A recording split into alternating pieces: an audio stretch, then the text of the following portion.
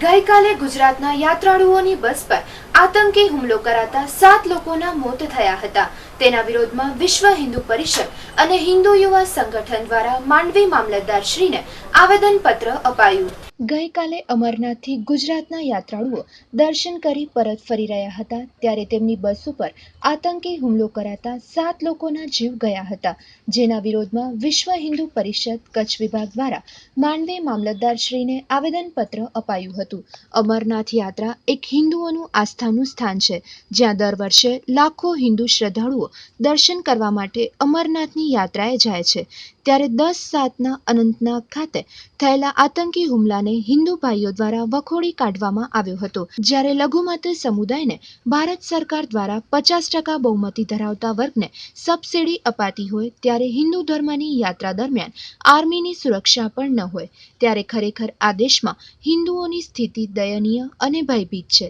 ત્યારે યાત્રાએ જતા હિન્દુ યાત્રીઓ ઉપર હુમલાએ ભારતમાં વસતા હિન્દુ સમુદાય ઉપર ધાર્મિક હુમલો છે, જેમાં 5 મહિલાઓ સહિત 7 યાત્રાળુઓના મોત થતા હિન્દુ માટે આઘાતજનક છે। બંગાળથી કરી અને કચ્છ સુધી હિન્દુ ક્યાંય સુરક્ષિત નથી। દેશમાં વૃક્ષ બચાવો, પાણી બચાવો, ગંગા બચાવો જેવા સ્લોગન અપાઈ રહ્યા છે।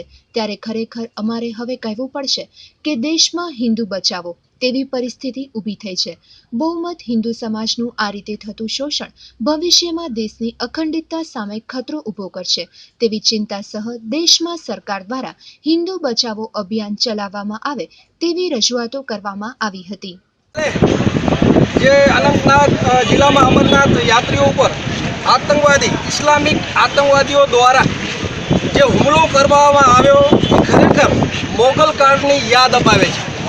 એક સમય હતો ભારતમાં જ્યારે હિન્દુઓના મંદિર તોડવામાં આવતા, જેના દાખલાઓ છે કે સોમનાથથી કરી અને મથુરા કે ગોકુળ જ્યાં પણ હિન્દુઓના ભવ્ય મંદિરો હતા એ મોગલો દ્વારા તોડવામાં આવ્યા અને હિન્દુઓને ત્યારે પણ મંદિરોમાં જવા દેવામાં આવતા નહીં।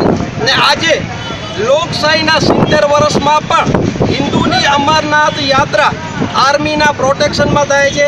બહુમત જે દેશમાં હિન્દુ છે એ દેશમાં ધાર્મિક યાત્રા પણ હિન્દુ સુખેથી નથી કરી શકતો અને એના ઉપર પણ આવી રીતે આતંકવાદીઓ દ્વારા જ્યારે હુમલા કરવામાં આવે ત્યારે ખરેખર દેશના હિન્દુને અહીંથી જાગવાની જરૂર છે કે બંગાળમાંથી પણ જ્યારે હિન્દુ ભાગી રહ્યો હોય, દિલ્હીમાં પણ બરબજારે હિન્દુ દીકરીઓની હત્યા થતી હોય અને નોટ ઇન માય નેમ વાળા તેમ છતાંય હિન્દુઓને બદનામ કરે છે અને જ્યારે 7 અમરનાથ યાત્રિકોની હત્યા કરવામાં આવે છે ત્યારે આખા દેશમાં શાંતિનું વાતાવરણ છે। તો ખરેખર અત્યારે જે પાણી બચાવો, ગંગા બચાવો, વૃક્ષ વાવોના સ્લોગન જે સરકાર દ્વારા અપાઈ રહ્યા છે, તો ખરેખર અહીંથી વિશ્વ હિન્દુ પરિષદ અને હિન્દુ યુવા સંગઠન તરફથી હું સરકારને કહેવા માંગીશ કે હવે ખરેખર આ દેશમાં હિન્દુ બચાવોના સ્લોગનની જરૂરત છે, કારણ કે 80% બહુમત હિન્દુ અત્યારે ભયની સ્થિતિમાં છે।